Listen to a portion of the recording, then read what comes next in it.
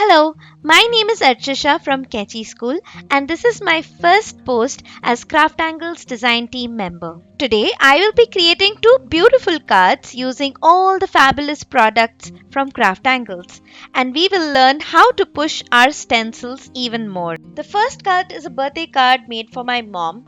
I will be using the stencil and ink blending method. These are the stencils and stamps that I will be utilizing today. From the Mom You're Amazing stamp, I'll be using the sentiment. From Mom You Rock, I will be using the floral stamp and the flower cluster stencil for the background. For both my card bases, I'll be using the Craftangles dual textured cardstock, which I'm cutting into 4.5 and 5 and 1/4 inches. I'm starting by first stamping my flowers. I won't be coloring my florals and keep it monochromatic. This is the reason I am just stamping it in black ink and I'm going to let it be that way. I'm using VersaFine Onyx Black ink and I'm stamping it on the Craftangles dual textured cardstock on the textured side, not on the smooth side. I'm going to carefully fuzzy cut out my stamped image. I love fuzzy cutting and I end up spending more time on fuzzy cutting than required, and that is the reason I sped up this part.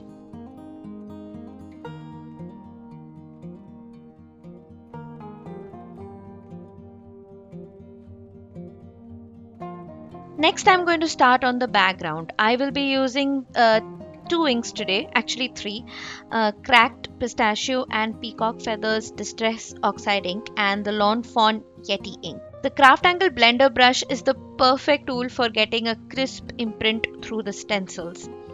I started with the cracked pistachio as you saw and then built up with the peacock feathers oxide ink. To have a seamless blend, I'm going to go back and forth between the two colors. I'm going to stipple some white yeti ink on top, but with a very light hand.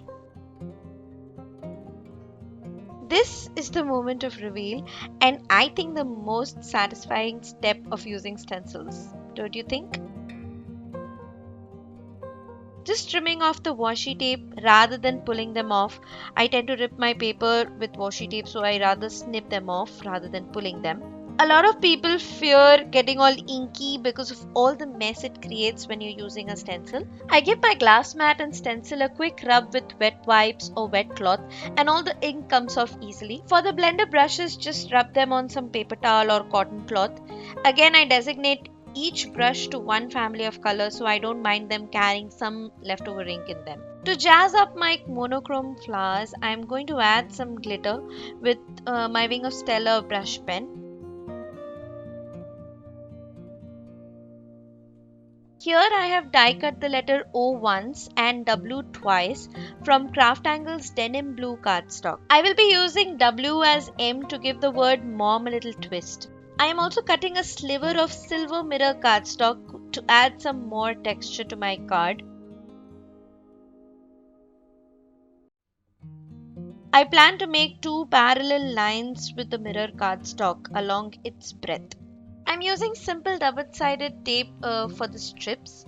I'm going to first align my card base with the grid and stick on my strip and cut off the excess and use it for the second parallel line. Now the problem was, as you see, the second strip is falling a bit short. But not to worry, I will be cutting it up in the middle because I will anyway overlay my flower stamp and no one will even know that I've cheated. So I have cut the strip into two halves. I'm going to leave a little gap and stick it like it's a continuous strip and then overlay my flowers and nobody knows. I'm sticking my flowers with some foam tape to give a little more dimension and height to my card. Now this step may seem weird, but I like putting liquid glue on top of my foam adhesives or foam tape. This is because the liquid glue gives me a few seconds where I can adjust my floral die cut.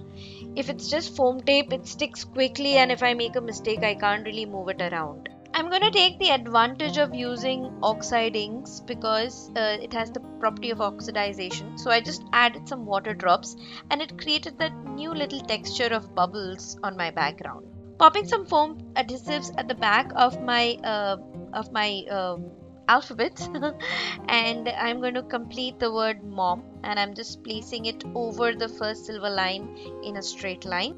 Next, I am going to use the Mom You Are Amazing stamp set and stamp out the sentiment, and I'm chopping it off in a strip. The sentiment is going to come right below the word mom, and I've also got foam adhesives at the back of my sentiment. Next, I will prop the entire card base on my note card. The note card is also created out of Craft Angle's dual textured cardstock. I'm using some foam tape again at the back of my card base and sticking it directly to my note card. I decided to jazz my card even further, and I'm going to add some blue gems. Not going to follow any rules, not going to follow any pattern. I'm going to just randomly place my gems and of random sizes.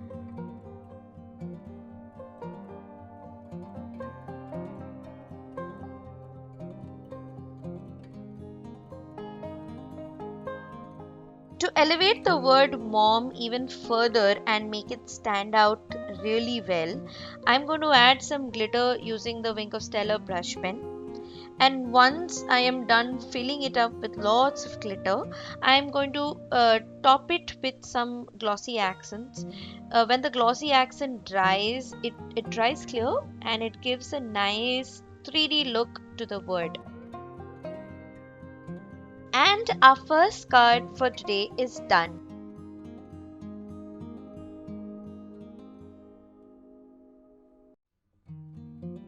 Let's start with the second card. This can be a Father's Day card or a card for your dad's birthday.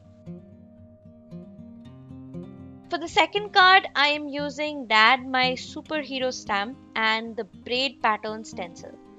Like the first card, I will first stamp the image in black ink, onyx black ink, onto my Craft Angles dual textured white cardstock. Once I have a nice crisp stamped image, I'm going to fuzzy cut it out. This one is also going to sport a monochromatic look like the previous card.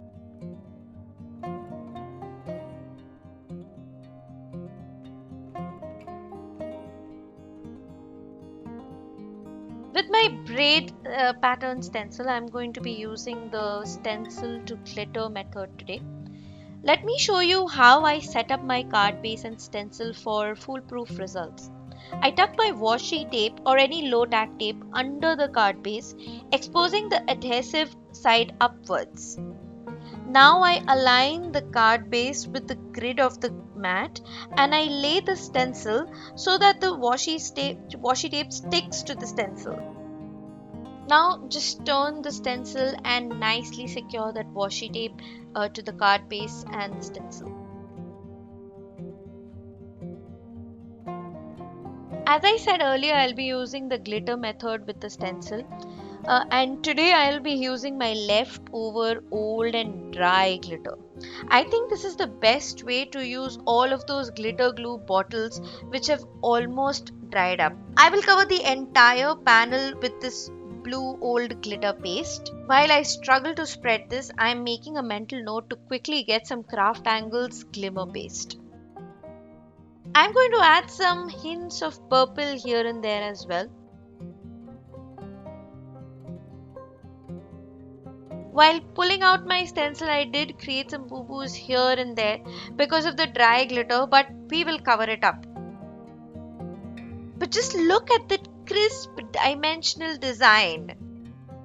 Before I work any further, we shall let the panel dry for a minimum of 12 hours.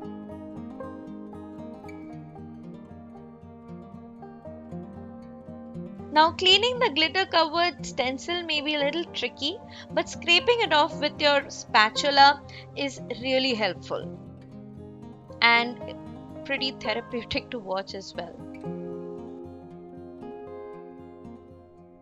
You can apply the same scraping method for your glass mat. If you don't use a glass mat, you can still scrape it off with a spatula. I have die cut the panel with a die which creates some stitching details on its borders.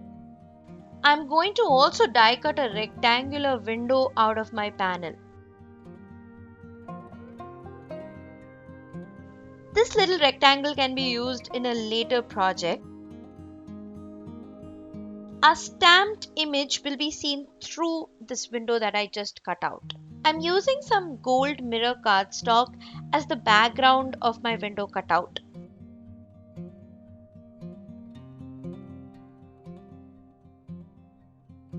I am very carefully placing my stamped image on the gold panel using my glitter panel as reference.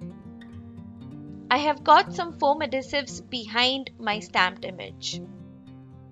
I'm layering the window with some more foam tape. I'll be using the sentiment the superhero I grew up with for this card, and I will be heat embossing it on some black cardstock. Before I stamp my sentiment with the sticky ink, I will be prepping the paper with anti-static. I'm using gold embossing powder for my sentiment, which I think matches with the entire look of the card. Once I have heat set my sentiment, you see it looks so cool.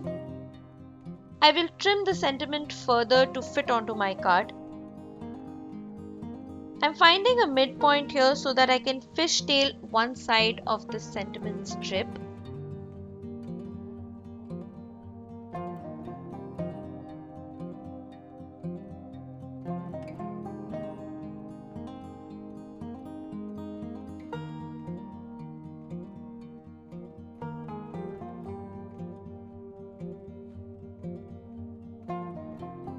To make everything come together, I added some slivers of gold mirror cardstock that I found in my scraps.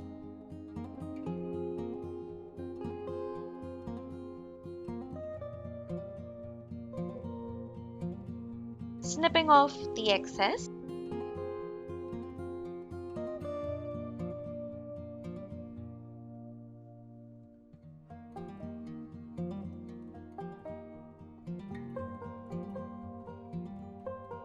And this quick and easy card is done.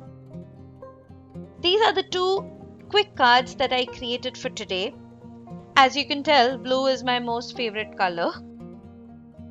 I hope you got to learn something new in today's video. And I also hope this inspires you to push your products even further. Don't forget to comment and subscribe to this channel for more fun crafty videos. Do follow Craft Angles on Facebook as well as Instagram. You can follow me too at kenchi.school. Have a great day. Bye.